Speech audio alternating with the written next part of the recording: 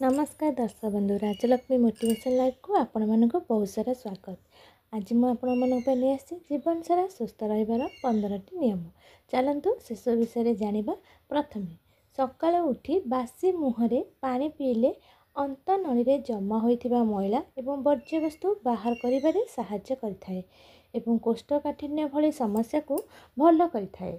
2 घी कुआरी और गोलाप जल मिसाई चेहरा रे लगाइले चर्म उज्जवल और व्रण सफा होता है। 3 प्रत्येक दिन कंचा पियाज खाइले कैंसर रोगरू मुक्ति मिलता है। जदि आपणकर उच्च रक्तचापर समस्या अछि तेबे प्रतिदिन गोटे लेखाएं पियाज खाइबा उचित।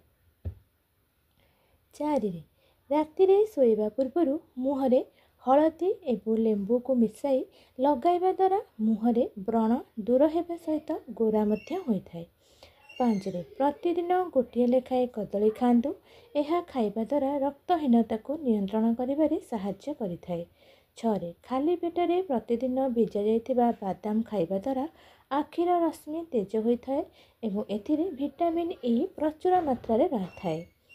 7 जदि आपण अधिक गोरा हेबा पई चाहुछंती ताहले साबुन बदल रे आपण सब बेले बेसन पानी रे मुह धुवंतु। जदि आपण मानकु ए वीडियोटी भल लागुथाए आपण माने निश्चय लाइक टे करबा को आदौ भूलिबेनी। एबे हमें जानिबा 8 नंबर विषय रे। जदि आपणकर सब बेले पेट गरम रहुची ताहले आपण बासी तोराणी सहित अल्प महू मिसाई पियंतु। यह पीवा द्वारा पेट ठंडा होइथाए। 9 जदि आपणक पेटरे स्टोन होइथाए तेबे राति रे सोइबा पूर्व किछि गुड़ नहीं गरम पानी सहित पीले स्टोन बाहरी आसथाए।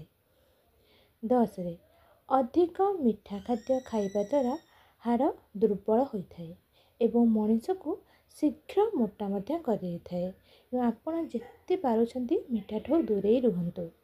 11 पुदीना पत्रर पेस्ट मुहरे लगाइले मुह सुंदर नरम और चिक्कण होइथाए। 12 कोबी पत्र को पादरे गुड़ाइले आंठुगंठी जंत्रणा और फुला आदि आराम मिलता है। 13 चुट्टी को अधिक मजबूत लंबा एवं घन करने को चाहूले प्रचुर परिमाण रे शाग खातु।